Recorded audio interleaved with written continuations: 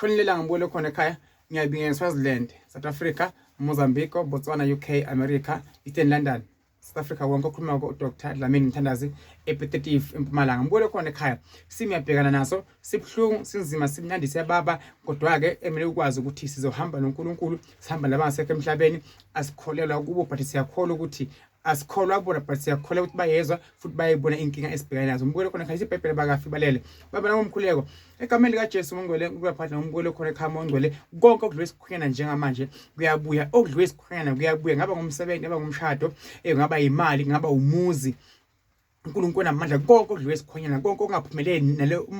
nalo bese amukwe kona umbukelo khona ekhaya ngiyamphikisa njengamanje besamuke konke okuhle kuyimpumelo njengamanje ngithi makubuye egameni likaJesu uNkulunkulu amandla uNkulunkulu ongcwele makube namandla makube nempumelo uNkulunkulu wasezulwini kunzima uNkulunkulu samakhosi lidlulizo liyaduma liyana liyashisa kumakhaza uNkulunkulu aphathe makuhambe kahle empilweni nembukelo okhona ekhaya uNkulunkulu ongcwele ngicela amandla wangiphawula Nkosi amakhosi lahamba sadibana namandla semanzini ngiyacela Nkosi amakhosi ukuba asukume abe maningi kumina ukuthi wonke ngibambe samandla Nkosi amakhosi abese uyaphila uNkulunkulu aphakade uNkulunkulu ongcwele ngikhulele amandla sentabeni Nkosi amakhosi ngicela umhlaba ngikhulele yonke imimoya yeyithunywa mazisebenze ziphilise wonke okhona ekhaya nogulako uNkulunkulu amandla noma ngalwa eyakhe ingalo kubhlungu nesibhobo khethwe ikhanda amehlo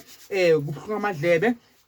unenkinga yempumulo Nkosi amakhosi unenkinga yokhalo unenkinga yokhamba uvuvu kwenyako njengamanje ngicela ukuphatha ngithi lamandla amphona Nkosi amakhosi ababesasebenza uNkulunkulu ongcwele Jehova namandla mkhusabeka enze isimanga Nkosi amakhosi nothathe lahle ithi umbulo khona ekhaya kwavala imali zakhe ezingadabuki egameni likaJesu uyawuphumela phakade amen. Umbulo khona ekhaya kholelwa bese niyathemba nizophumela mbukelo khona ekhaya akusikwe konke mbukelo khona ekhaya udinga umkhuleko kunye kudinga ukuthi umuntu aphalaziswe njengoba khasi simphazisa umuntu simgeze futhi simfuthe phinde futhi simfake esizibeni simfake futhi sempophomeni somhlambula sithunya simkhiphe futhi namademoni sibethele even nekhaya simsize nje even nenkingo zeimoto sithe bonke ubunyama obukhona osemzimbeni wakhe ebese uyaphila umbukelo khona ekhaya Nkosi ubuse umbukelo khona ekhaya God bless uNkulunkulu lapho kunye nawe lale kahle busuka ubuhle ngale khandlela belimhlophe likhanise ngithi indlela mayibe yinhle mawuvusa nofuna umsebenzi indlela mayibe yinhle bayemsebenzini bakunikeze isikhulu emsebenzini noma kuthiwa usejele ngicela ukhululwe njengamanje bese uyakholelwa ukuthi bekunzima kangakanani lahleke madokhethi ngiyakhulekela ngoba kunabantu ababoshiwe